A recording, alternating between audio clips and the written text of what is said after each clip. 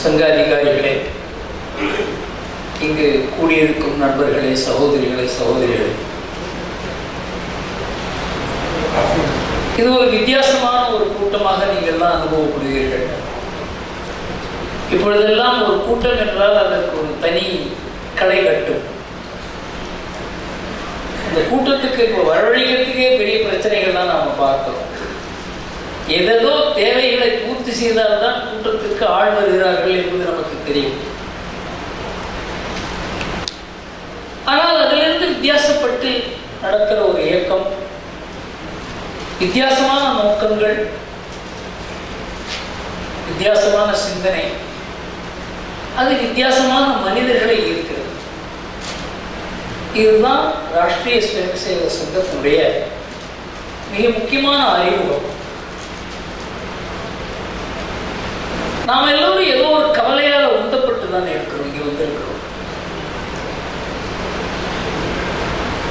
இந்த சமுதாயம், நம்ம நாடு, இந்த நாட்டினுடைய அரசியல், பத்திரிகை துறை, சமூக ஊடகங்கள், இது எல்லாமே நமக்கு கவலை அளிக்கிற ஒரு விஷயமாக இருக்கிறது. இது எல்லாமே நல்லபடியாக இருக்கிறது என்றால் நாம் இந்த மாதிரி ஒரு சங்கத்தை நடத்த வேண்டிய அவசியம் இல்லை. நீங்க எல்லாரும் சேரவும் போறதில்லை. எல்லாரும் மனதிலையும் இந்த ஒரு கவலை இருக்கு. நான் இப்போ சில பேரோட கருத்து பரிமாற்றம் செய்து கொண்டிருந்த போது சங்கத்தினுடைய விசேஷம் என்ன அப்படின்னு நான் அறிந்து கொண்டது, இந்த கவலைப்படுறவங்களை தனிப்பட்ட முறையில் அவங்க கவலைப்பட்டாங்கன்னா அது ஒரு பலவீனம். சங்கம் என்ன பண்றது, இந்த கவலைப்பட்டவர்களை பூரா ஒன்று சேர்த்து அந்த பலவீனமே பலமாக மாறும். இது ஒரு பக்கம். அடுத்தது, யார் யார் கவலைப்படாத இருக்காங்களோ அப்படின்னு நீ கவலைப்படாது இருக்காதப்பா, கவலைப்படுகிற விஷயம் ஏராளமாக இருக்கிறது என்று அவர்களுக்கு சமுதாயத்தை பற்றிய உணர்வுகள், அந்த அவேர்னஸ் உருவாக்குறது சங்கம். இதை தொடர்ந்து 100 ஆண்டுகளா செய்து கொண்டிருக்கிறார்கள். இது விளம்பரம் கிடையாது. இந்த மாதிரி இது ஒரு பொதுக்கூட்டம் சொல்ல முடியாது. எல்லோரையும் அழைத்து வரப்பட்டிருக்கிறது. பொதுவாக யாரும் இங்கே வரவில்லை. ஒருத்தரி குறித்து பெயர் சொல்லி உங்களுடைய அட்ரஸ், உங்களுடைய டெலிபோன் நம்பர், எங்க இருக்கீங்க, தேர்ந்தெடுக்கப்பட்டு நீங்க எல்லோரும் அழைக்கப்பட்டிருக்கிறீர்கள். இது பொதுக்கூட்டம் இல்லை, ஃபேஸ்லெஸ் கேதரிங் கிடையாது. இதே முறையில சங்கம் 100 ஆண்டுகள் இந்த வேலையே தொடர்ந்து செய்து கொண்டிருக்கிறது. இதில் யார் வேலை பண்றாங்கன்னு கூட யாருக்கும் தெரியாது. இதை பத்தி ஒரு அரசியல்வாதி பேசினார் ஒரு 6-8 மாதத்துக்கு முன்னால.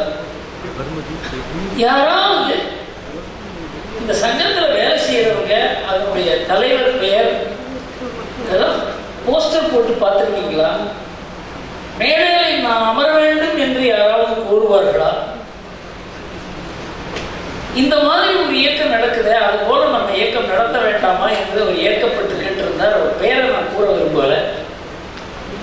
நீங்க சமூக வலைதளத்தில் இதை பார்த்திருப்பீங்க. அவர் சங்கத்தை மிக கடுமையாக எதிர்ப்பவர், தன்னை சங்கத்துடைய விரோதி என்று சொல்லிக் கொள்வதில் அவருக்கு பெருமை கூட. இந்த மாதிரி ஒரு இயக்கம் அது 100 ஆண்டு அதனுடைய வேலை நிறைவு பெறுகிறது. இதுக்கு விழா எடுப்பாங்க எல்லாரும். 25 ஆண்டு விழா, வெள்ளி விழா, தங்க விழா, வைர விழா, இதெல்லாம் பார்க்கணும்.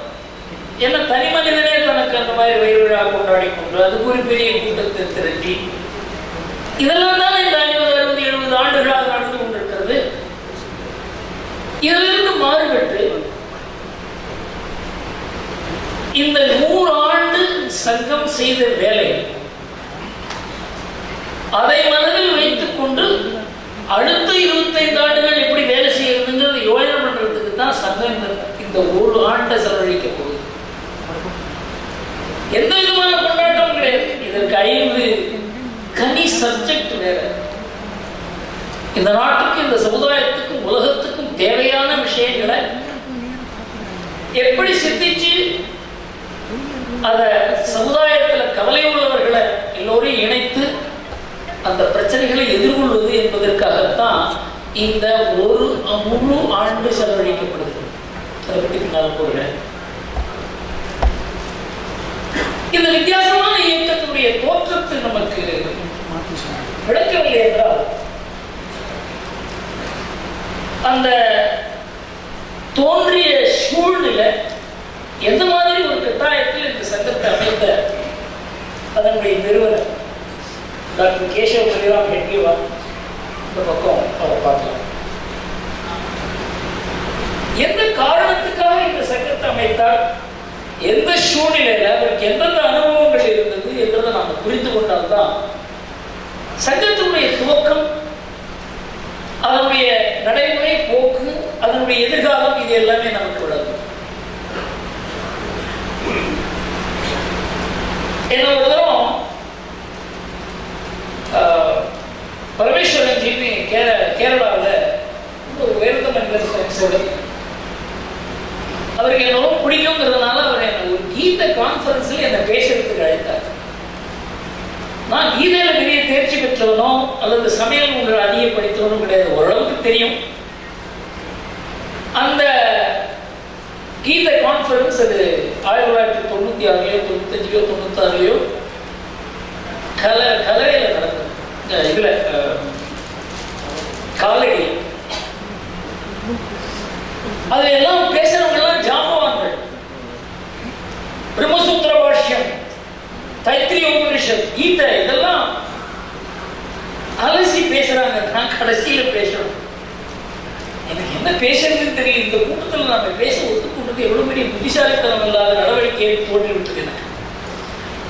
ஆனா நான் கண்ண மூடி பார்த்தேன்.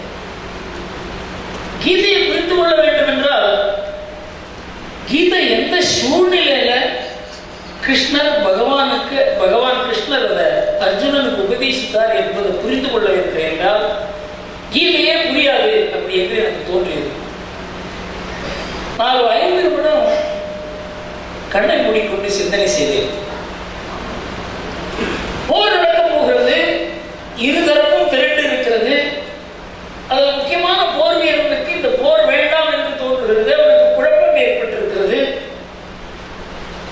அந்த குழப்பத்தை தீர்த்து வைக்க வேண்டிய பொறுப்பு கிருஷ்ண பகவான். நீங்க அந்த நிலையை யோசனை பண்ணி பாருங்க. அந்த மகாபாரத யுத்தத்தினுடைய நாயகனே அவர்தான். அந்த கான்டெக்ஸ்ட் சொல்லவில்லை என்றால் கீதை என்ற டெக்ஸ்ட் என்ன என்றே புரியாது.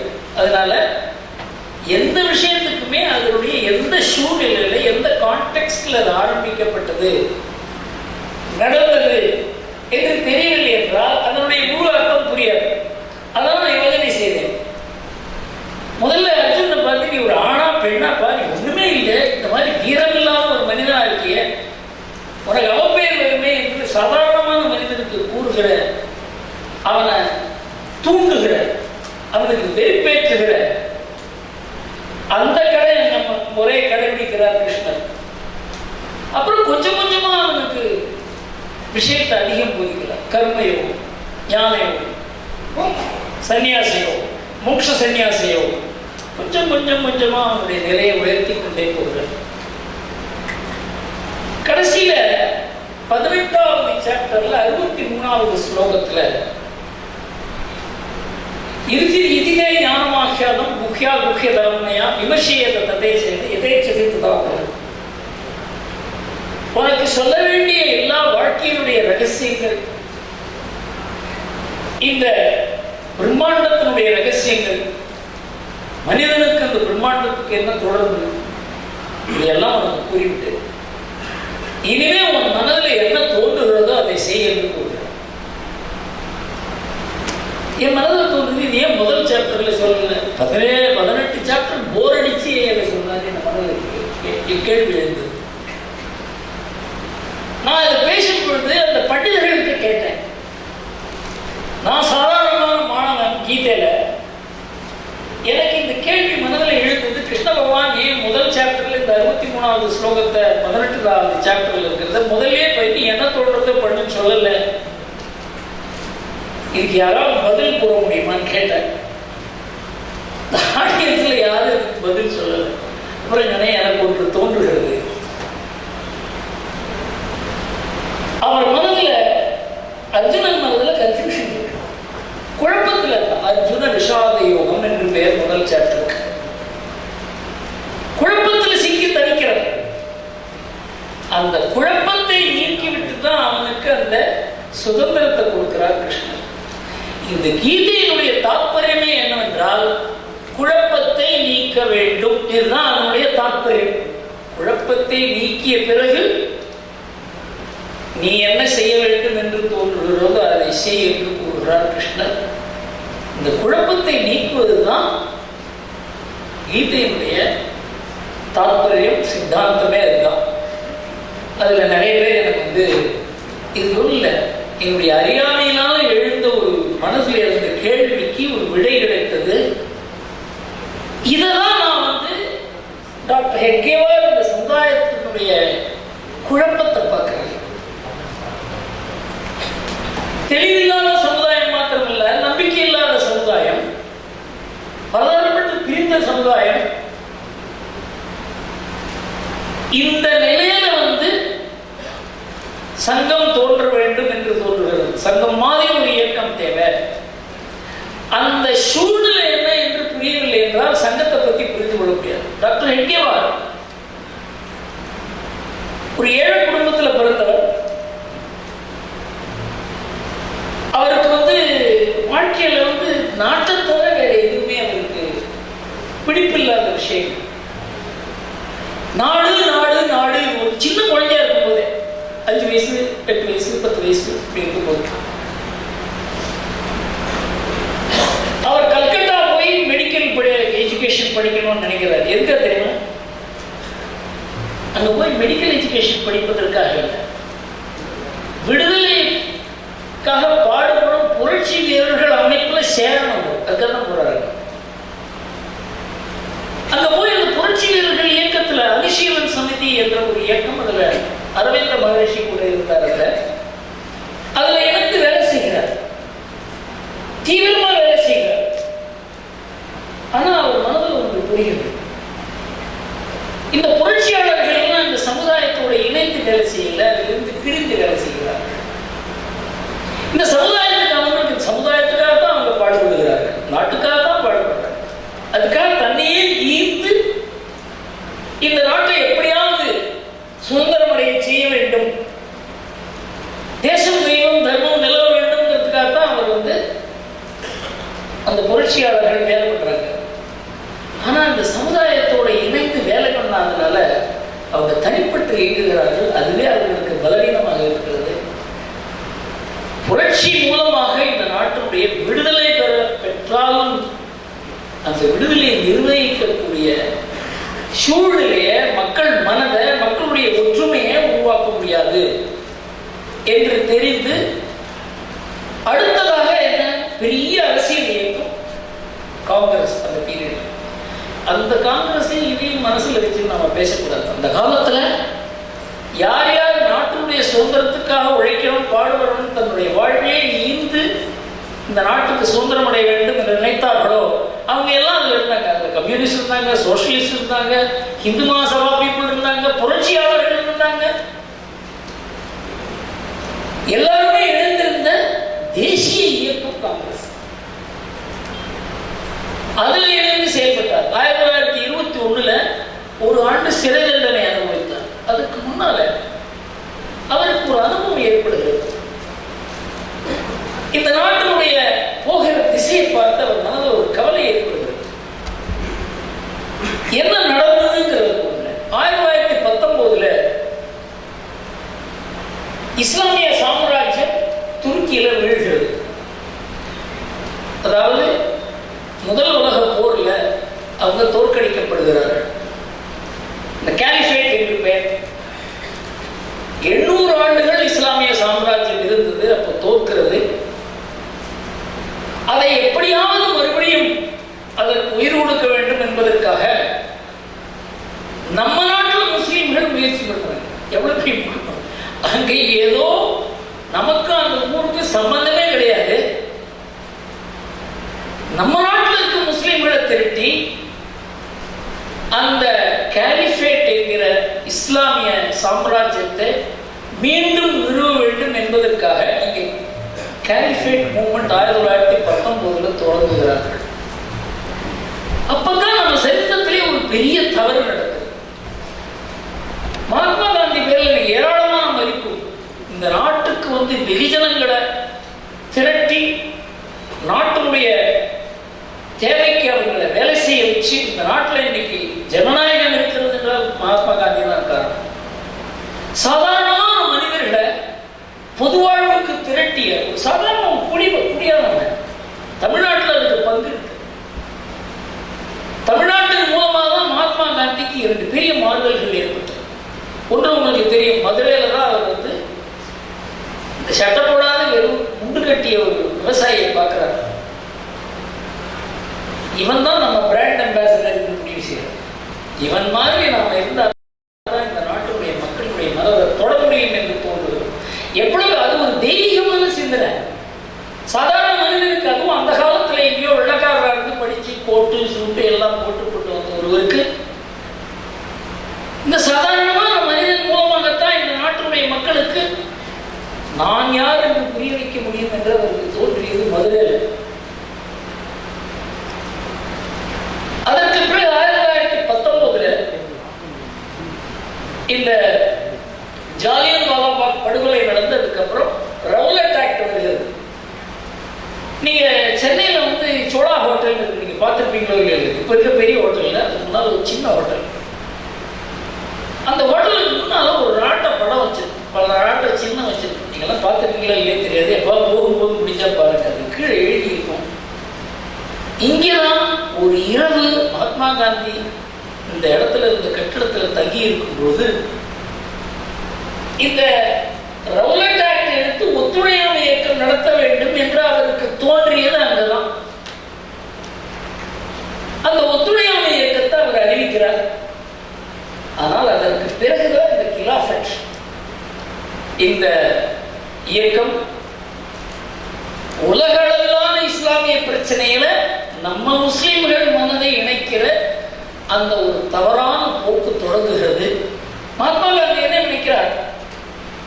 முஸ்லிம்களையும் இந்துக்களையும் வெள்ளைக்காரர்கள் பிரிக்கிறார்கள். அவர்களை ஒன்றிணைப்பதற்கு ஒரே வழி நம்முடைய ஒத்துழையாமை இயக்கத்தையும் அவங்களுடைய கிலாஃபத் இயக்கத்தையும் இணைக்க வேண்டும் என்று ஒரு முடிவெடுக்கிறார். அப்பொழுது தேசியவாதிகள் மனதில் எல்லாருக்குமே கவலை வருகிறது.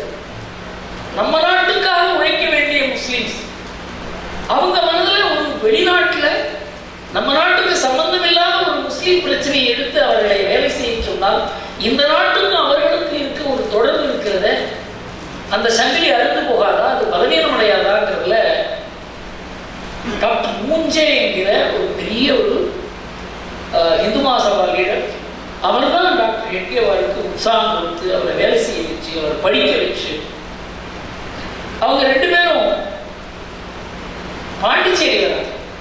எதற்காக? இங்க அரவிந்தர் இருக்கிறார். அரவிந்த மகர்ஷி 1909 அரசியலை விட்டு விலகி ஆன்மீக வழியில தான் நம்ம நாட்டுக்கு ஒரு பெரிய ஒரு தெளிவு ஏற்படுவதற்காக இங்க அந்த தவம் இருக்கிறார். அவங்க இங்க வரதுக்கு காரணம், ஜூலை 1919 திலகர் மரணம் அடைகிறார். திலகர் மறைந்து விடுகிறார். அதாவது தேசியவாதிகளுக்கு ஒரு பெரிய தலை வீழ்கிறது. காந்தி தான் அந்த டிசம்பர் மாதம் 1919 காந்தி தான் தலைவர் ஆவார் என்கிற ஒரு நிலை. காந்தி தலைமையை ஏற்றால் நாட்டில் இந்த மாதிரி ஒரு குழப்பம் ஏற்படும். இதுதான் முக்கியம். இந்த குழப்பத்தை எப்படியாவது தடுக்க வேண்டும் என்பதற்காக டாக்டர் மூஞ்சே, ஹெட்கேவார் இருவரும் அப்போ காங்கிரஸ்ல இருந்தாங்க. அதுக்கப்புறம் காங்கிரஸ் இருந்தார். 1930 காங்கிரஸ் இருந்தார். ஏனென்றால் அன்றைக்கு விடுதலை தேடி தரக்கூடிய ஒரே இயக்கம், அதுல எத்தனை குறைபாடுகள் இருந்தாலும், எத்தனை பிரச்சனை இருந்தாலும், எத்தனை குழப்பம் இருந்தாலும் அதனுடைய நோக்கம் விடுதலை, சுதந்திரம். அதற்காக அதில் வேலை பண்ணார் டாக்டர் ஹெட்கேவார். அவங்க 2 பேரும் அரவிந்த மகர்ஷியில் 5 நாள் தங்கி இருக்கிறார்கள். தங்கி அரவிந்த மகர்ஷியில் கேட்கிறார்கள், இந்த மாதிரி ஒரு சங்கடமான நிலைமையில் இந்த காங்கிரஸ் இயக்கம் இருக்கிறது, இதற்கு தேசிய பாதையில், ஆன்மீக பாதையில், நம் நாட்டுடைய பாரம்பரிய முறையில் இந்த காங்கிரஸ் நடக்க வேண்டும் என்றால் நீங்க அதுக்கு தலைமை ஏற்கனவே கேட்கிறாங்க. அரவிந்தன் கூறுகிறார், அந்த வழியிலிருந்து விலகி 10 ஆண்டுகள் ஆகிவிட்டன, என்னால் மறுபடியும் போக முடியாது என்று கூறி ஏமாற்றமடைந்து திரும்புகிறார்கள். அதுக்கப்புறம் தான், அதுக்கப்புறம் 1923 ஒரு ஆண்டு சிறைக்கு போகிறார் டாக்டர் என்கேவார். அவர் சிந்தனை செய்ய ஆரம்பிக்கிறார். இது சுதந்திரம் தேவை நம்ம நாட்டுக்கு, அதற்கு காங்கிரஸ் தேவை. ஆனா நாம் ஏன் சுதந்திரத்தை இழந்தோங்கிற கேள்வி அவர் மறந்தது. சுதந்திரமாக இருந்த நாடு, இந்த உலகத்துக்கே வழிகாட்டிய நாடு, எல்லா துறையிலையும் சிறந்திருந்த நாடு, எப்படி இந்த நாடு அடிமையாகியது, எப்படி இந்த சுதந்திரம் இழந்தது என்கிற கேள்வி அவர் மனதில் எழுந்தபோது, இந்த தேசத்துக்கு, இந்த மக்களுடைய மனதுக்கு இருக்கிற அந்த தொடர்பு இருக்க, அது பலவீனப்பட்டதுனால, நமக்கு ஒற்றுமை இல்லாதனால, நம்ம பல வகையில பிரிந்திருந்ததுனால, நமக்குள்ள தொடர்பு இல்லாதனால, ஒரு ஒற்றுமையை கொடுக்கக்கூடிய ஒரு சிந்தனையை நாம் இழந்ததுனால நாம் சுதந்திரத்தை இழந்தோம். அதை வலுப்படுத்தவில்லை என்றால், சுதந்திரம் வந்தால் கூட இந்த சுதந்திரம் போகும் என்கிற ஒரு நிலை ஏற்பட்டால் அதை தடுப்பதற்கான சக்தி இந்த நாட்டில் இருக்காது. அதனால காங்கிரஸிலே இருந்து கொண்டு அந்த சக்தியை உருவாக்க வேண்டும் என்று நினைத்தார். அதனாலதான் 1925 ராஷ்டிரிய ஸ்வயம் சேவக சங்கத்தை துவங்குகிறார். பணம் கிடையாது, அந்த காலத்தில் ஒருத்தர் தொடர்பு கொள்வதற்கு வசதியே கிடையாது, ஒரு டெலிபோன் வசதி கிடையாது. அப்ப நினைக்கிறார், இந்த நாட்டை ஒன்றுபடுத்த வேண்டும், இந்துக்களை ஒன்றுபடுத்த வேண்டும், தேசம் தெய்வம் தர்மத்துக்காக பாடுபடுகிற ஒரு பெரிய கூட்டத்தை தனித்தனியா ஆள தயார் செய்து, அவனுடைய குணநலன்களை வளர்த்து சக்தி உள்ள ஒரு இயக்கத்தை தயார் பண்ணும். தனியா ஒரு இடத்துல காலையில 4:30 மணிக்கு 5 பேர் உட்கார்ந்து முடிவு பண்ணுவாங்க. நான் நினைச்சு பார்ப்பேன், எவ்வளவு பெரிய பைத்தியக்காரங்களா இருக்கு. அன்னைக்கு இருந்த நிலைமையில அது அவசியம் என்றால் கூட இது முடியும் என்று நினைத்தார், இதை சாதிக்க முடியும் என்று எப்படி நினைத்தார். எப்படி செய்தார்? 15-16 வயசு பசங்கள் தான் பிடிப்பார், அவங்கள ஷாக்காவுக்கு அழைப்பார். அந்த பசங்க வீட்டுக்கு போவார், அவங்களுடைய பெற்றோர்கள் கேட்பார், நீ கல்கட்டாவில் நல்ல காலேஜ் இருக்கு, அந்த காலேஜில் இந்த பசங்களை, இந்த பையனை சேருங்கன்னு சொல்லுவார். எதுக்காகனா கல்கட்டாவில் போய் ஷாக்கா ஆரம்பிக்கிறதுக்காக. ஷாக்கா மூலமாகத்தான் கேரக்டர் பில்டிங் நடக்கும், ஒற்றுமை நடக்கும், பலவிதமான வித்தியாசங்களை நொறுக்கக்கூடிய தன்மை உள்ளது ஷாக்கா. அது நாக்பூர்ல மாத்திரம் நடந்தா போதாது, நாடு பூரா நடக்க வேண்டும், ஆள் தயார் பண்ணும். அதற்காக ஒரு வீட்லையும் போய் லக்னோவுக்கு, டெல்லிக்கு, பெஷாவருக்கு, எல்லா ஊருக்கும் கிட்ட அவங்க எல்லாருமே இப்ப சங்கத்தில் கூறுகிறார்கள். பிரச்சாரம் சண்முகம் இருக்கார், கலி ஆர்வம் இருக்காங்க. அந்த பிரச்சாரக்குங்கிற முறை வரல, ஆனா அந்த பிரச்சார முழு நேரம் வேலை செய்கிற கிட்டத்தட்ட 150 பேரை வாழ்நாள் முழு விஷயத்தை தயார் செய்யும். அடுத்த 15 வருடம் இதே வேலை. அப்படிதான் 1940 முதல்ல நாடு முழுவதும் திரண்ட ஒரு சங்க சிக்ஷா வர்க்கா என்று கூறுவார்கள். 1 மாதம் ட்ரைனிங் கேம்ப். அதை பார்க்கிறார், இந்த வேலை தொடங்கிவிட்டது. 15 ஆண்டுகள் இதற்காக உழைக்க. ஆனா இதுல அரசியலை விட 1930 தனிநபர் சத்தியாகிரகம் நடந்த போது சங்கத்துடைய தலைவர் என்கிற பொறுப்பை விலக்கி விட்டு, ஏன்னா சங்கம் அதனுடைய பணி தெரியும், சுதந்திர போராட்டத்துக்கு அது உதவுமே தவிர சுதந்திர போராட்டத்தில் நேரடியாக பங்கேற்காது. ஏனென்றால் அது சுதந்திரம் வந்த பிறகு சுதந்திரத்தை எப்படி காப்ப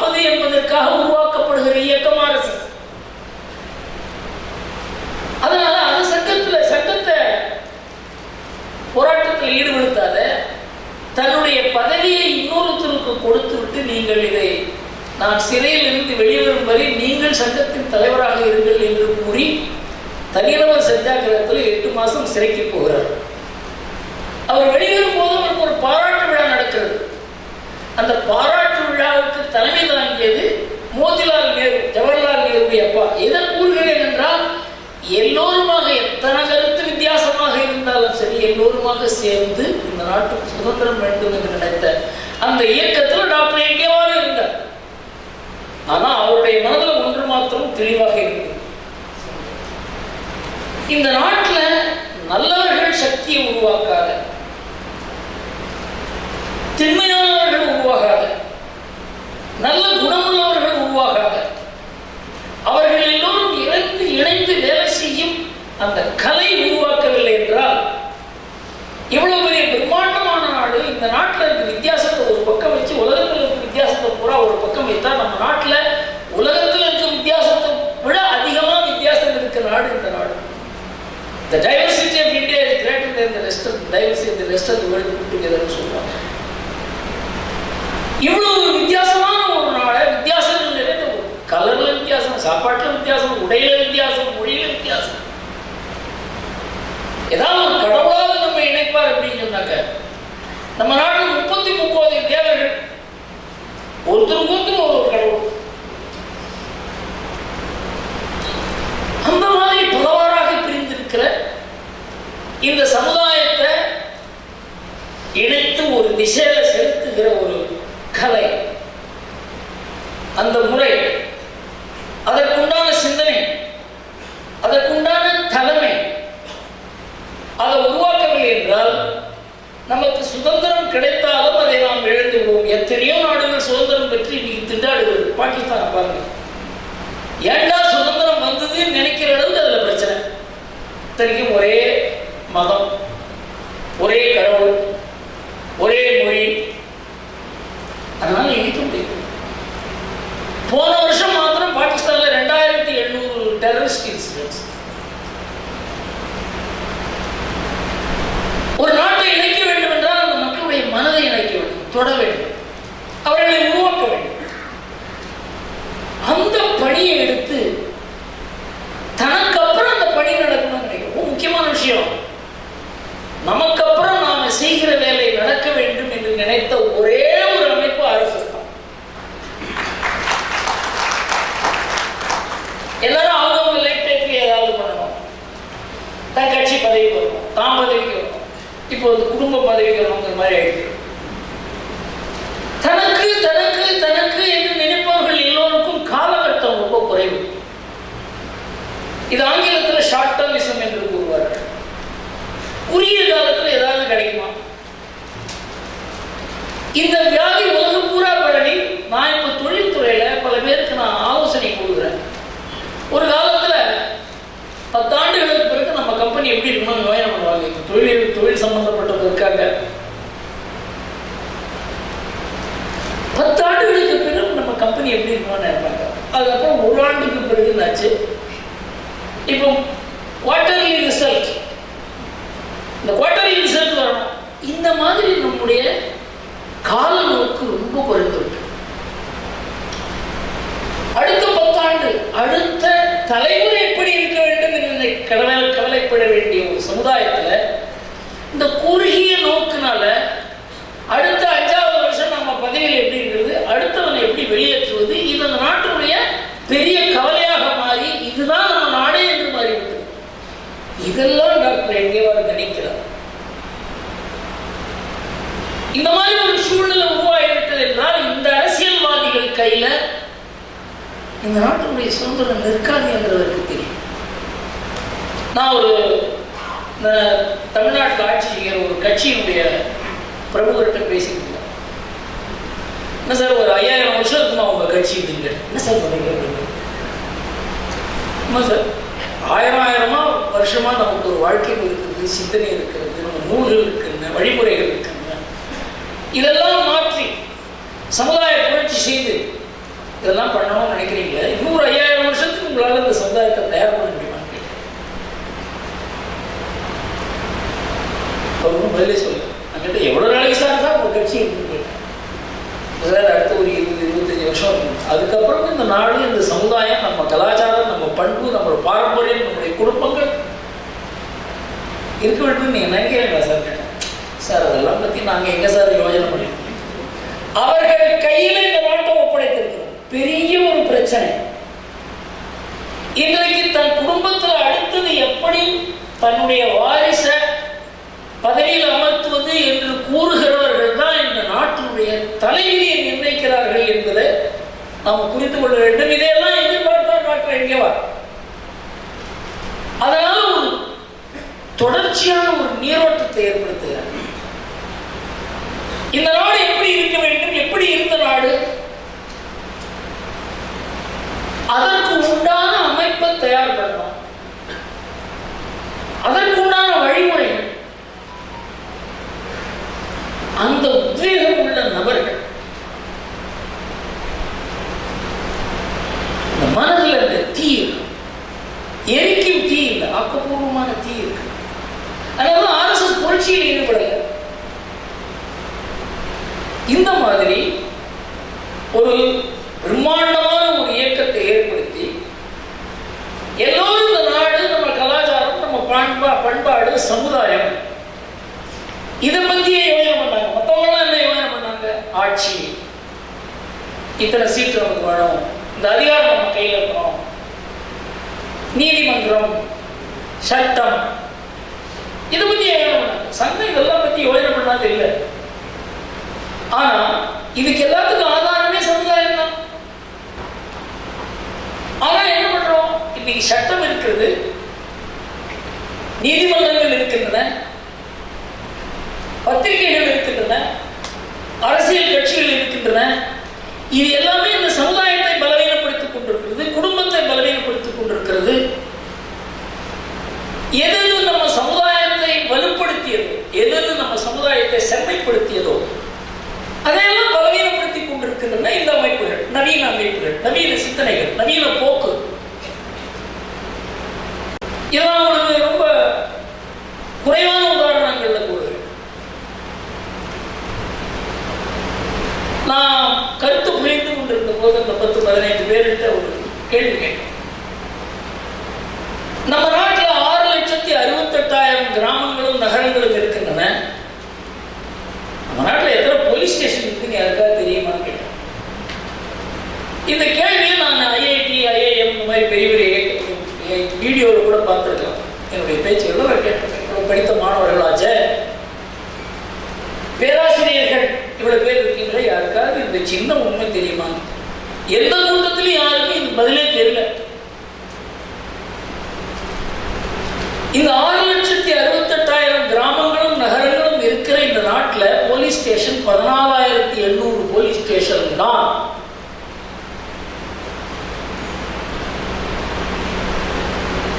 அவர் இந்த யுனைடெட் நேஷன்ஸ்ல என்ன பண்றாங்க, ஒரு நாட்டில் எத்தனை குற்றமுறைகள் இருக்கிறது என்பதை அந்த நாட்டினுடைய புள்ளி விவரங்கள் மாத்திரமல்லாமல் மற்ற நாடுகளும் அந்த நாட்டினுடைய புள்ளி விவரங்களை ஸ்டடி பண்ணி இது சரியா தப்பான்னு பார்த்து புள்ளி விவரங்கள் போடுகிறார்கள்.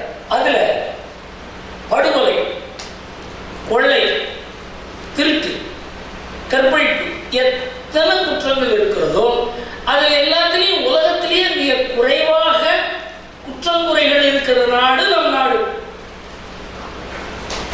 பிரம்மாண்டமான நாடு. இன்றைக்கு 1,150 கோடி மக்கள் இருக்கும் நாடு. இந்த நாட்டு போலீஸும், கோர்ட்டும், சட்டமும், ராணுவமும், தலைவர்களும், அரசாங்கமும் தான் நிர்வகிக்கிறது நினைக்கிறீங்களா? இதை விட பைத்தியகாரத்தன்மை கிடையாது. இன்றைக்கு இந்த சமுதாயத்திற்கு ஒரு ஆன்மீக பலம் இருக்கிறது, சமுதாய பலம் இருக்கிறது. எத்தனை வக்கரங்கள் ஏற்பட்டாலும் இன்றைக்கும் பெற்றோருக்கு மரியாதை இருக்கிறது, பெரியவர்களுக்கு மரியாதை இருக்கிறது, பெண்களுக்கு மரியாதை இருக்கிறது. பெண்கள் எங்களுக்கு மரியாதையான உரிமை வேண்டும் என்று குரல் கொடுத்து அவர்களுடைய மரியாதையை குறைத்துக் கொண்ட பிறகு கூட பெண்களை மதிக்கிற சமுதாயம்.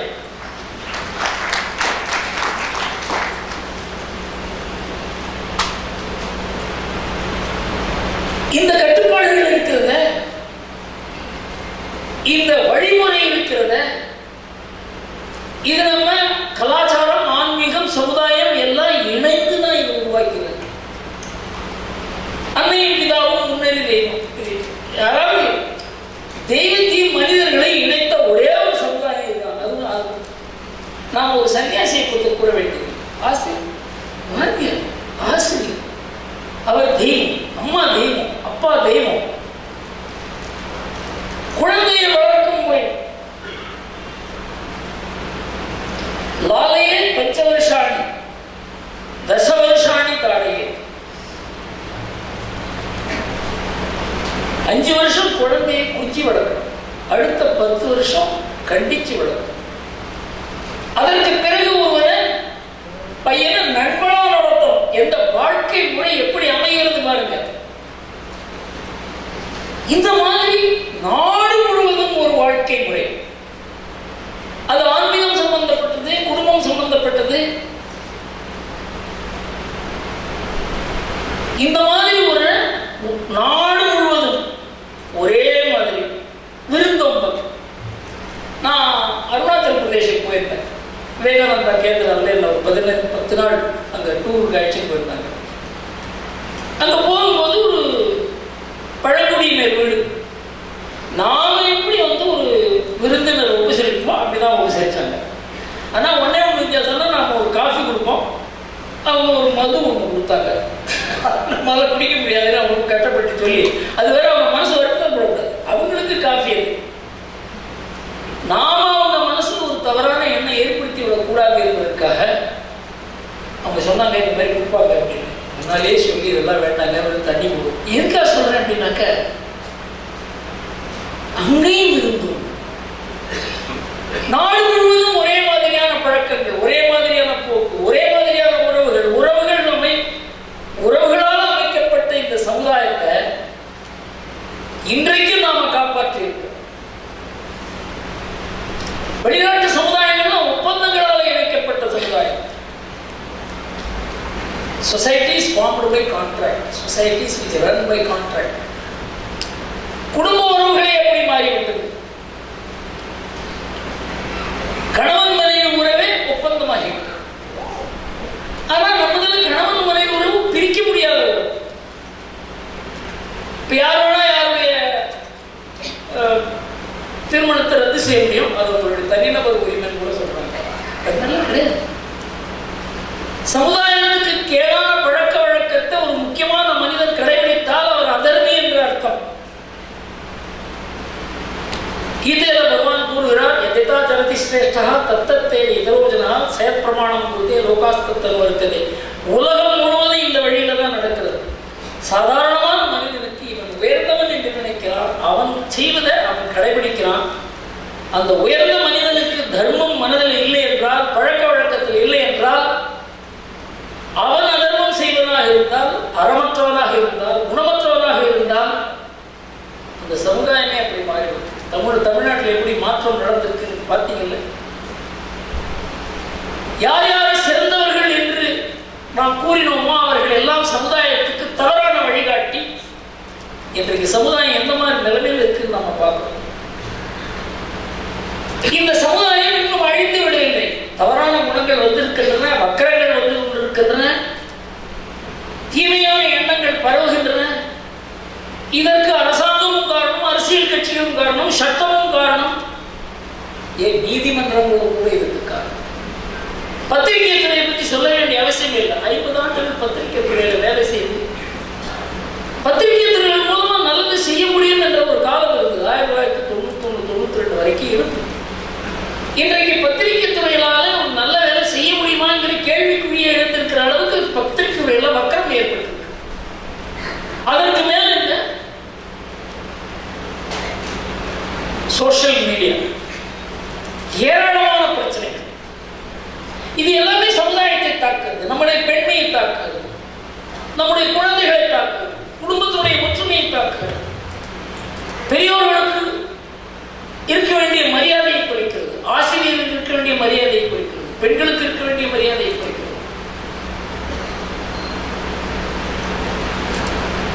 இதிலிருந்து இந்த நவீனத்தை எதிர்த்து நாம் வெற்றியடைய வேண்டும் என்றால் இந்த போர்ல சமுதாயத்தை உயிர்ப்பிப்ப தவிர வேற வழிகள். அன்றைக்கே கூறினார் டாக்டர் என்கேவார், நம்முடைய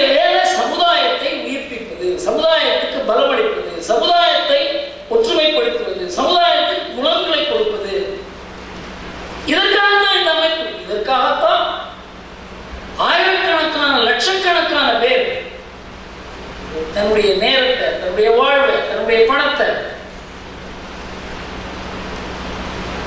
அதுக்கு முழுசா கொடுக்கிறவங்க இருக்காங்க. இதெல்லாம் அவங்களுக்கு ரொம்ப குறைவான உதாரணங்கள்ல கூறுகிறேன். நான் கருத்து புரிந்து கொண்டிருந்த போது அந்த 10-15 பேர்கிட்ட ஒரு கேள்வி கேட்டேன். நம்ம நாட்டில் 6,68,000 கிராமங்களும் நகரங்களும் இருக்கின்றன. நம்ம நாட்டில் எத்தனை போலீஸ் ஸ்டேஷன் இருக்குன்னு யாருக்காவது தெரியுமான்னு கேட்டேன். இந்த கேள்வியை நான் ஐஐடி, ஐஐஎம் இந்த மாதிரி பெரிய பெரிய வீடியோவில் கூட பார்த்துருக்கலாம். என்னுடைய பேச்சுகளில் நான் கேட்டிருக்கேன். படித்த மாணவர்களாச்ச பேராசிரியர்கள் இவ்வளவு பேர் இருக்கீங்களே, யாருக்காவது இந்த சின்ன உண்மை தெரியுமா? எந்த கூட்டத்திலும் யாருக்கும் இது பதிலே தெரியல. இந்த 6,68,000 கிராமங்களும் நகரங்களும் இருக்கிற இந்த நாட்டில் போலீஸ் ஸ்டேஷன் 14,800 போலீஸ் ஸ்டேஷன் தான்.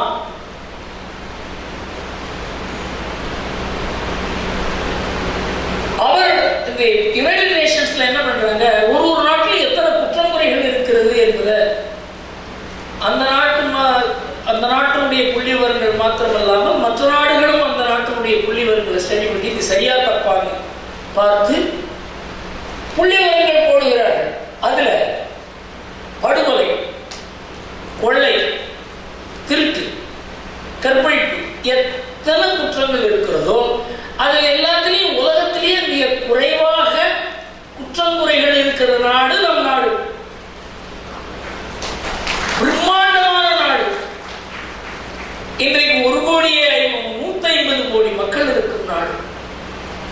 இந்த நாட்டை போலீஸும் கோர்ட்டும் சட்டமும் ராணுவமும் தலைவர்களும் அரசாங்கமும் தான் நிர்வகிக்கிறது நினைக்கிறீங்களா? இதை விட பைத்தியக்காரத்தனம் இருக்குது.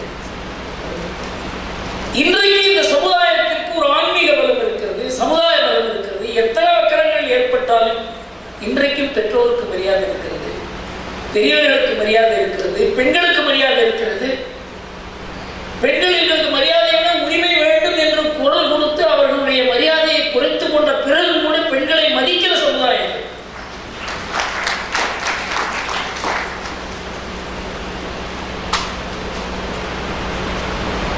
இந்த கட்டுப்பாடுகள் இருக்கிறத, இந்த வழிமுறை இருக்கிறத, இது நம்ம கலாச்சாரம், ஆன்மீகம், சமுதாயம் எல்லாம் இணைந்து தான் இது உருவாக்கிறது. அன்னையும் பிதாவும் முன்னேறி தெய்வம். யாராவது தெய்வத்தையும் மனிதர்களை இணைத்த ஒரே ஒரு சமுதாயம் இதுதான். அதுவும் நாம் ஒரு சன்னியாசியை பற்றி கூற வேண்டியது. ஆசிரியர், ஆசிரியர், அவர் தெய்வம், அம்மா தெய்வம், அப்பா தெய்வம். குழந்தையை வளர்க்கும் முறை லாலையே பஞ்சவருஷாணி தசவருஷாணி தாடையே. 5 வருஷம் குழந்தையை குஞ்சி வளர்க்கணும், அடுத்த 10 வருஷம் கண்டிச்சு வளர்க்கணும். அதற்கு பிறகு ஒருவரை பையனை நண்பனா நடத்தும். எந்த வாழ்க்கை முறை எப்படி அமைகிறது பாருங்க. இந்த மாதிரி நாடு முழுவதும் ஒரு வாழ்க்கை முறை, அது ஆன்மீகம் சம்பந்தப்பட்டது, குடும்பம் சம்பந்தப்பட்டது. இந்த மாதிரி ஒரு நாடு முழுவதும் ஒரே மாதிரி விருந்தோம்பல். நான் அருணாச்சல் பிரதேசம் போயிருந்தேன்.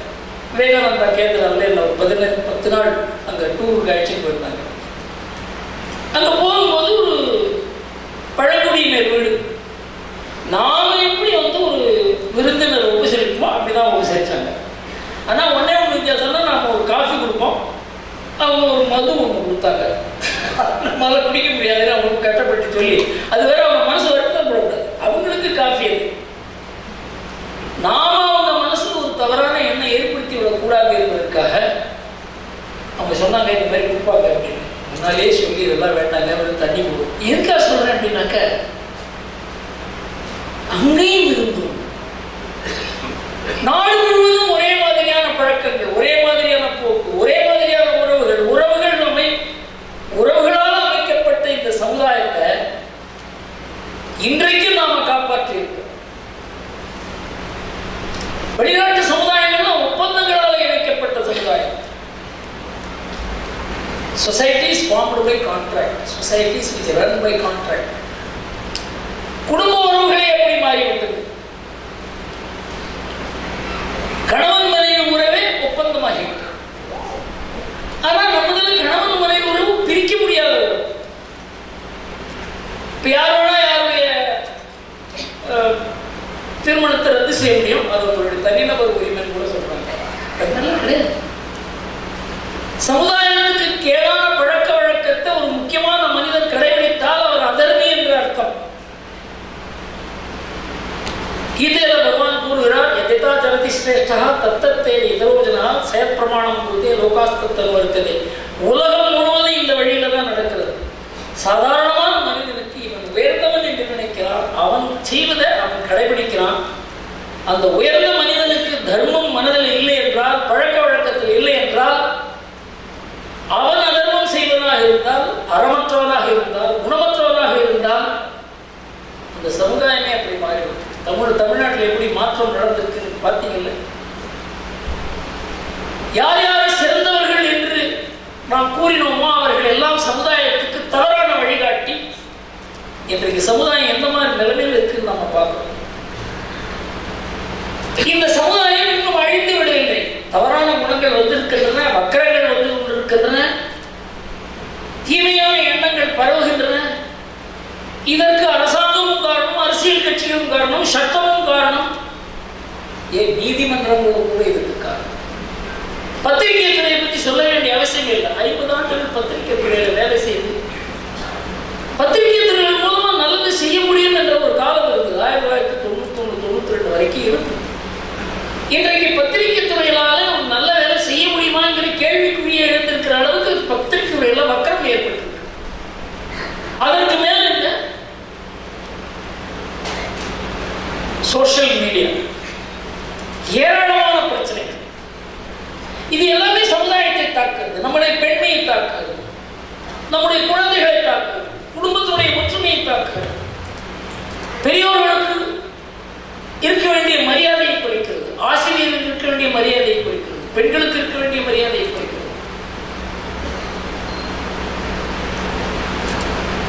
இதிலிருந்து இந்த நவீனத்தை எதிர்த்து நாம் வெற்றியடைய வேண்டும் என்றால் இந்த போர்ல சமுதாயத்தை உயிர்ப்பிப்ப தவிர வேற வழி இல்லை. அன்றைக்கே கூறினார் டாக்டர் என்கேவார், நம்முடைய வேலை சமுதாயத்தை உயிர்ப்பிப்பது, சமுதாயத்துக்கு பலமளிப்பது, சமுதாயத்தை ஒற்றுமைப்படுத்துவது, சமுதாயத்துக்கு குணங்களை கொடுப்பது. இதற்காகத்தான் இந்த அமைப்பு. இதற்காகத்தான் ஆயிரக்கணக்கான லட்சக்கணக்கான பேர் தன்னுடைய நேரத்தை, தன்னுடைய வாழ்வை, தன்னுடைய பணத்தை அதுக்கு முழுசா கொடுக்கிறவங்க இருக்காங்க. அதை பார்த்தீங்களா இல்லை? அதுல நான் எமர்ஜென்சி போது அண்டர் கிரவுண்ட்ல இருந்து ஒர்க் பண்ணாங்க. 150 பேர் ஜெயிலில் இருந்தாங்க. அவங்க வீட்டுக்கெல்லாம் ரேஷன் வாங்கி கொடுக்குற பொறுப்பு என் பொறுப்பு. எங்கெங்க பணம் பிச்சை எடுத்து மாசம் மாசம் அவங்களுக்கு அரிசி பருப்பு இதெல்லாம் கொடுக்குற வேலை. அதுக்கு எங்களுக்கு இருந்த வாகனம் சைக்கிள் தான். அப்ப என்னோட சைக்கிள் இருந்து வேலை செய்த ஆர்எஸ்எஸ் ஒர்க்கர்ஸ் இன்றைக்கும் சைக்கிள் தான் போயிட்டு இருக்காரு. நான் அப்படி இருந்த ஒருவரை பத்தி ஒரு கட்டுரை எழுதினேன். அந்த கட்டுரையை எழுதி விட்டு விக்கி விக்கி எழுதினேன். சாதாரணமான மனிதன், எவ்வளவு உயர்ந்த வேலை. ஒரு ஃபேக்டரி ஒர்க்கர், ராமாராவ் என்று பெயர், சண்முகராஜி இருக்கார், அவருக்கு தெரியும். உத்தமமான மனிதன், சாதாரணமான மனிதன். அவங்கிட்ட அசாதாரணமான குணங்கள். 1973 சேலத்தில் ஒரு ஆர்எஸ்எஸ் கேம்ப் அட்டென்ட் பண்ணும்போது யாதவராவ் ஜோஷி என்கிற ஒரு சவுத் இந்தியாவுக்கு ஆர்கனைசர், அவர் 2 சென்டென்ஸ் தான் கூறினார். அது இன்று வரைக்கும் என் மனதில் பயந்துருக்கு. நான் இன்றைக்கு காலையில் அவர் கூறுகிறார், நான் இன்றைக்கு காலையில் பத்திரிகை கட்டாயம் வந்திருக்கிறது. ஒரு காலத்தில் தேவையே இல்லை. பெண்கள் எப்படி இருக்க வேண்டும், பெண்மை எப்படி இருக்க வேண்டும், பெண்ணுரிமை எப்படி பெண்களை அடிமைப்படுத்துகிறது, பெண்களை வியாபார பொருளாக்கு, இதெல்லாம் பத்தி கவலைப்படுறதுக்கு ஒரு அமைப்பு தேவை, ஆட்கள் தேவை, அதுக்கு நிவாரணம் தேவை.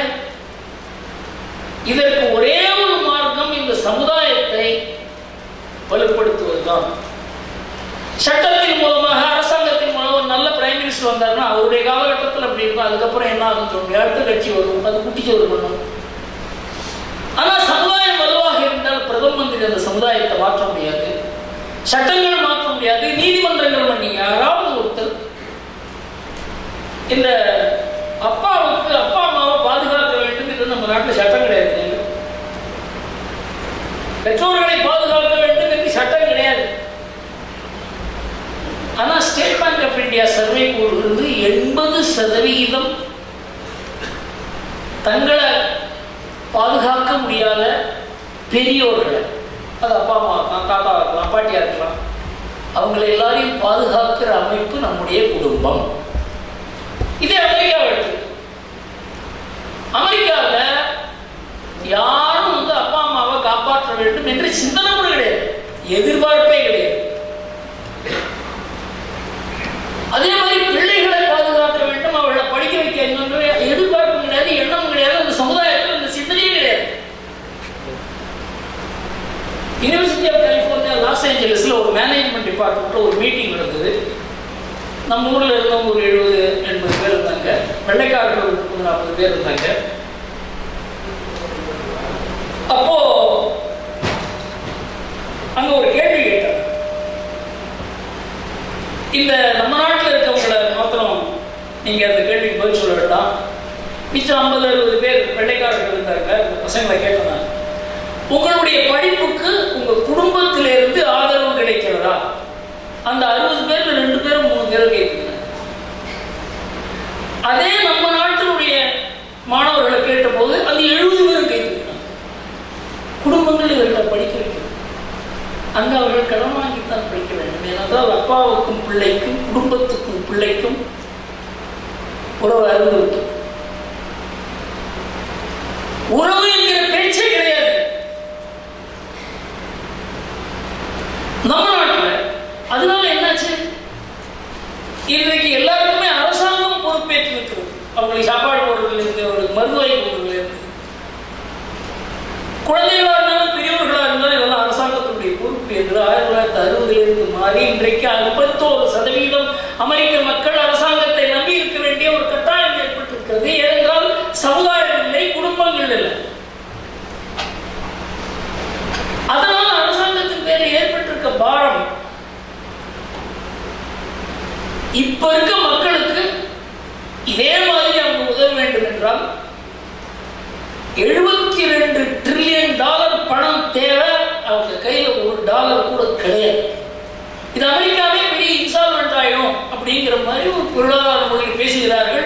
இந்த உண்மை அதிகம் பேசுவது கிடையாது. அதனால் உண்மையை பேசினாலே மார்க்கெட் கலகலத்து விடும், பங்கு மார்க்கெட் இறங்கிவிடும். அதனால பிரச்சனை. அதனால உண்மை பேசப்படாமல் இருக்கு. ஆனா நம்ம நாட்டில்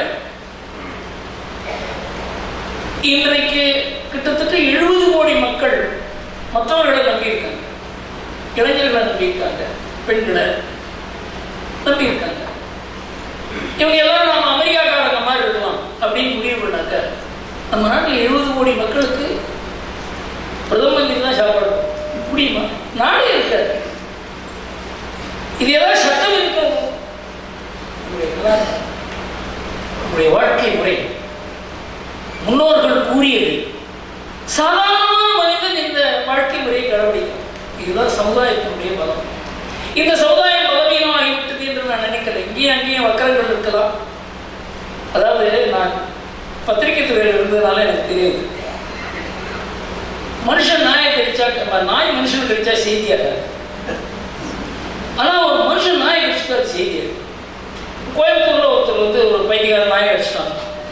கோயம்புத்தூரில் மனிதர் நாயை கடிப்பார். இன்னொரு பைத்தியக்காரன் அவனாசியில நாயை கடிச்சுட்டான்னு வச்சுக்கோங்க. அவினாசியிலும் நாய் மனிதன் கிடைக்கிறார் அப்படின்னு 10 நியூஸ் வந்த உடனே நாய் மனிதர்களை கடிப்பது நின்றுவிட்டது, மனிதர்கள் நாயை கடிப்பது தொடங்கிவிட்டது என்ற ஒரு தோற்றத்தை பத்திரிகை ஏற்படும். நாங்கள் ஒரு இந்தியன் எக்ஸ்பிரஸ்ல ஒரு பயிற்சி பண்ணோம். இந்த புது வருஷ பிறப்பு ராத்திரி 12 மணிக்கு இந்த கூத்தெல்லாம் நடக்கும். நான் என்ன சொன்னேன், நம்ம ஒரு 25 ரிப்போர்ட்டர் அனுப்பிச்சு எந்தெந்த இடத்துல இந்த காபரே டான்ஸ் எல்லாம் நடக்குது பாருங்க, எத்தனை பேர் இருப்பாங்க. அப்புறம் சில பேர் போய் இந்த இந்த கேபரே டான்ஸ் ஆடுற கும்பல் இருக்க ஒரு 20-25 ஹோட்டல்ல எல்லாமே சேர்த்து ஒரு 5000 பேர். ஆனா அன்றைக்கு இரவு தரிசனத்துக்கு பல லட்சக்கணக்கான பேர் திரளுகிறார்கள் கோவில்கள்ல. ஆனா பத்திரிகையில செய்தி வரும், நைட் லைஃப் இன் சென்னை அப்படின்னு ஒரு பத்திரிகை. இந்த மாதிரி நம்ம சமுதாயத்தை வக்கரப்படுத்தி இதை வியாபாரமாக்கி அதன் மூலமாக லாபம் சம்பாதிப்பதற்காக ஒரு பெரிய பொருளாதார ஒரு அமைப்பை உருவாகிட்டு. ஆனா நம்ம நாடு இன்னும் அப்படி மாறாது. இன்னும் கேட்டா 70% மக்கள் கிராமத்தில் இருக்காங்க. அவங்களுக்கு இதுக்கு சம்பந்தமே கிடையாது. பல வக்கரங்கள் இருக்கலாம், ஆனா சமுதாயம் இருக்கு. இந்த சமுதாயத்தை வலுப்படுத்துவது, இதன் மூலமாக பிரச்சனைகளை எதிர்கொள்வது, அந்த சமுதாயத்தை வலுப்படுத்துவதற்கு அமைப்பு தேவை, திட்டம் தேவை. நமக்கு அதற்காக பாடுபட கமிட்டட் பீப்புள் தேவை. இதை தொடர்ந்து உருவாக்கி கொண்டிருக்கிறது ராஷ்டிரிய ஸ்வயம் சேவக். இந்த முயற்சியில் நாம எல்லாரும் வந்து பங்கேற்கணும். ஏதாவது ஒரு காரியம், காஞ்சி பெரியவர் சொல்லுவார், தினம் யாருக்காவது ஒரு பரோபகாரம் செய்தால் உன் மனசுக்கு நிம்மதி பார்த்து. நாம எல்லோரும் இதை செய்வது, சங்கத்தில் இருக்க எல்லோருமே இந்த வேலை செய்யறதுக்கு காரணம் அவங்க மனதுக்கு திருப்தி முதல்ல. நாம் இந்த சமுதாயத்துக்கும் நம்முடைய பாரம்பரியத்துக்கும் நம்முடைய குடும்பங்களுக்கும் இந்த நாட்டுக்கும் நம்மால் ஏதோ செய்ய முடிகிறது என்கிற ஒரு ஆத்ம திருப்தி இருக்கிறது. அதுதான் ஒரு ஸ்வயம் சேவகனை வேலை செய்ய வைக்கிறது. அதனால அவன் எதையும் தேடி அலையல, இது வேணும் அது வேணும் கேட்கல. அந்த கேட்கிற மனோபாவமும் கிடையாது, சூழ்நிலையும் கிடையாது. சூழ்நிலையை கொடுப்பது தான், கேட்பது கிடையாது. 1977 இந்த கம்யூனிஸ்டுகளுக்கெல்லாம் ஒரு பெரிய குழப்பம். ஏன்னா எமர்ஜென்சி எடுத்து ஆர்எஸ்எஸ் தான் வேலை பண்ணுது, கம்யூனிஸ்ட்லாம் வேலை பண்ணுது. ஏகே கோபாலன் ஒரு கம்யூனிஸ்ட் தலைவர் இருந்தார். அவர் ஒரு லெக்சர் கொடுத்தார். நாம புரட்சி இயக்கம்னு சொல்றோம், ஆனா ஆர்எஸ்எஸ் தானே எமர்ஜென்சி ஏற்றி நின்றார்கள், நாம யாரும் நிக்கலையே, இதுக்கு காரணம் என்ன என்று நாம் தேட வேண்டும். அப்போ கம்யூனிஸ்ட் எல்லாம் ஆர்எஸ்எஸ் வரணும்னு சொல்லி ஒரு கம்யூனிஸ்ட் முழு நேர ஊழியர் என்னையும் என்னுடைய நண்பரை வந்து சந்தித்தார். அவர் சொன்னார், எனக்கு ஒரு முக்கியமான விஷயம் புரிந்தாக வேண்டும் ஆர்எஸ்எஸ் பற்றி, அதுக்காக நான் ஆர்எஸ்எஸ்ல சேரணும். என்ன விஷயம் புரிய வேண்டும் என்று கூறுந்து அதுக்கப்புறம் நீங்க ஆர்எஸ்எஸ்ல சேருவதற்கு யோஜனை செய்யலாம் என்று கூறினேன். அப்ப சொன்னார் அவர், நான் ஒருத்தர் பார்த்து நீ 1000 ரூபாய் சம்பளம் வாங்குறியா, 1500 கேளுன்னு சொல்லுவோம். 10 மணி நேரம் வேலை செய்யறியா, நான் 8 மணி நேரம் தான் வேலை செய்யணும், எனக்கு ஃபேக்டரி வசதி வேணும், இது வேணும் அது வேணும் கேளு.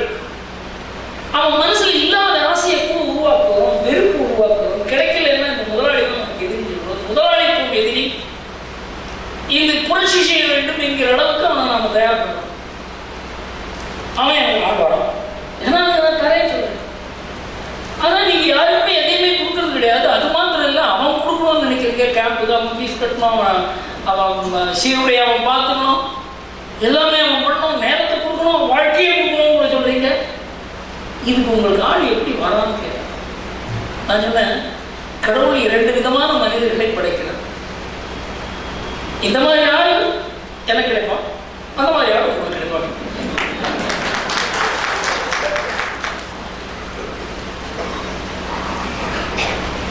உங்ககிட்டே சில பேர் கூட எங்ககிட்ட வர முடியும், இது நல்ல விஷயம் சொல்லி. எங்ககிட்டே ஒரு ஆளை நீங்க பிடிக்க முடியாது. 2வது சொன்னேன், இதுல 10% தான் பிடிப்பாங்க. இந்த மாதிரி நற்குணம் உள்ளவர்கள் 90% இருக்க மாட்டாங்க. ஆனா அந்த 10% அனுசரிக்கிறவாங்க மாதிரி இருப்பாங்க. இப்படித்தான் சமுதாயம் அமைந்தது. அந்த 10% இருக்கிறத எங்க ஒரு ஆளும் உங்க ஆள் 100 பேருக்கு சமம். அதனாலதான் நாங்க வெற்றி பெறுகிறோம். இந்த ஒர்க்கு வந்து சாதாரணமான வேலை இல்லை. இதுல ஆன்மீகம் இருக்கிறது, கலாச்சாரம் இருக்கிறது, பண்பு இருக்கிறது, பாரம்பரியம் இருக்கிறது. இருக்கிறது, பொதுநலம் இருக்கிறது, கடைசியில் ஒரு சுயநலம் கூட இருக்கு.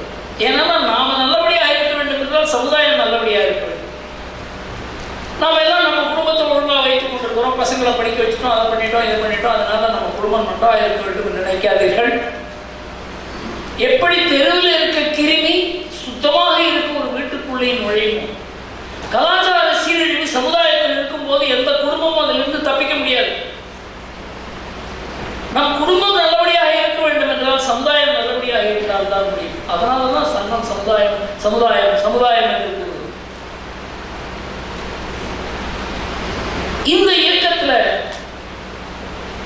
ஏதாவது ஒரு வகையில், இந்த இயக்கத்தின் மூலமாக மாத்திரமல்ல, வாழ்க்கையில் ஏதாவது ஒரு மற்றவர்களுக்கு பயன்படுகிற ஏதாவது ஒன்று நாம செய்யணும். இதுதான் ஆர்எஸ்எஸ் எதிர்பார்ப்பே. அதற்கு தான் எல்லாருமே தயார் பண்றாங்க. இந்த அவனை பார்த்து மற்றவங்க நாம இந்த மாதிரி செய்ய வேண்டும் என்று தோன்ற வேண்டும் என்ற உதாரண புருஷர்களை உருவாக்குறது தான் இருக்க எல்லோருக்கும் என்னுடைய வேண்டுகோள் என்னென்றால், ஆர்எஸ்எஸ் வெளியில இருந்து பார்க்காதீங்க, உள்ள வந்து பாருங்க.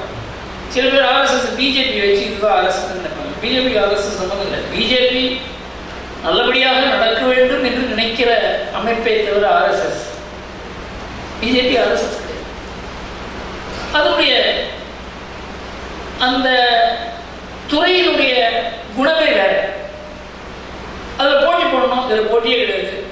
அந்த மாதிரி சங்கத்தை புரிந்து கொள்ள வேண்டும் என்றால் சங்கத்துக்குள்ள வந்து சங்கத்தை பார்க்கணும். இதுதான் மோகன்ராவ் பகவத் சங்கத்தினுடைய சரசங்கஜால சென்னையில் ஒரு கேள்விக்கு பதில் கூறும்போது கூறினார், இதை புரிந்து கொள்ள வேண்டும் என்றால். ஏன்னா உலகத்தில் வந்து இந்த சமுதாயத்தில் இன்றைக்கு இல்லாத ஒரு காரியத்தை ரொம்ப சலனம் இல்லாத, யாருக்கும் தெரியாத, விளம்பரம் இல்லாத செய்து கொண்டிருக்கிற இயக்கம். இந்த விளம்பரத்தை வச்சு நாம பல முடிவு பண்றோம். விளம்பரம் இல்லாத செய்கிற வேலையை புரிந்து கொள்ள வேண்டும் என்றால் நாமா போனால் தான் நடக்குமே தவிர புரிந்து கொள்ள வேண்டும். ஏதாவது ஒரு வேலையில நமக்கு சமுதாயத்தை பலப்படுத்துகிற, சமுதாயத்தை மேம்படுத்துகிற, நாட்டுக்கு தேவையான ஏதாவது ஒரு வேலையில நாம ஈடுபடும்.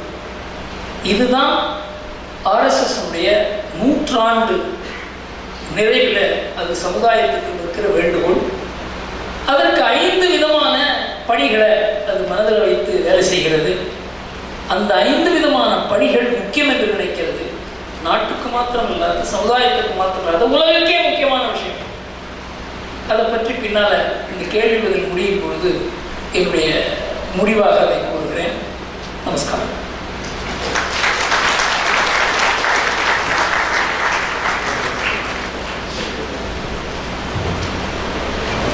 அடுத்த கேள்வி பதில் நிகழ்ச்சி. அதற்கு முன்பு சில குறிப்பு. வெளியில் புத்தக பண்டார் உள்ளது. சங்கத்தின் புத்தகங்கள் விற்கப்படுகின்றன. தமிழ் வார இதழ் விஜயபாரதம் மற்றும் ஆங்கிலத்தில் ஆர்கனைசர் அங்கே புத்தக பண்டாரில் கிடைக்கும். தேவையுள்ளவர்கள் பெற்றுக்கொள்ளலாம். மற்றும் எல்லா இருக்கையிலும் ஒரு பை வைக்கப்பட்டுள்ளது. அந்த பையை எல்லோரும் எடுத்து சென்று பயன்பெறுமாறு கேட்டுக்கொள்கிறோம்.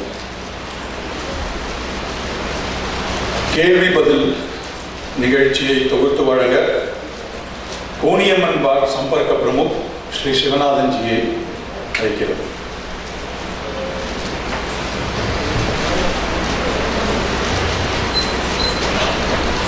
அனைவருக்கும் இனிய மாலை வணக்கம். விஸ்வகுரு பாரதம் இது ஒரு சொல் மட்டுமல்ல, நம்முடைய எதிர்காலத்தை பற்றிய ஒரு எண்ணம். இந்த மாலையில் இங்கு கூடியிருக்கும் பலரின் மனதில் இருந்த கேள்விகளை தொகுத்து அவற்றை இங்கே முன்வைக்க இருக்கிறோம். ஆசிரியர் ஐயா அவர்கள் அனுமதியுடன் இந்த கேள்வி பதில் அமர்வை தொடங்குகிறேன். முதல் கேள்வி இந்துத்துவம் பற்றியது. இதை கேட்டவர் திரு பத்மநாபன் அவர்கள். கேள்வி: இந்துத்துவம் என்பது கலாச்சார அடையாளமா அல்லது அரசியல் கருவியா? இன்றைய சூழலில் அதன் சரியான விளக்கம் என்ன? ஐயா. அரசியல் வருவது